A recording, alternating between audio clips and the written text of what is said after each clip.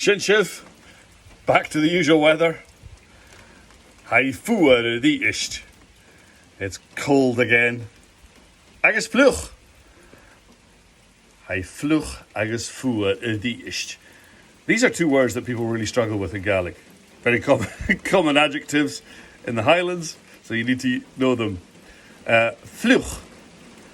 We've got a bit of a diphthong here, the IU. So it's not fluch, but fluch with that palatal L sound. So you can stick in a Y there to help you. Fluch, fluch. And fuad, we've got this very tricky diphthong, which I've talked about before, UA. Fuad. Fuad, not fur. What I hear is hai fluk agus fur arisht.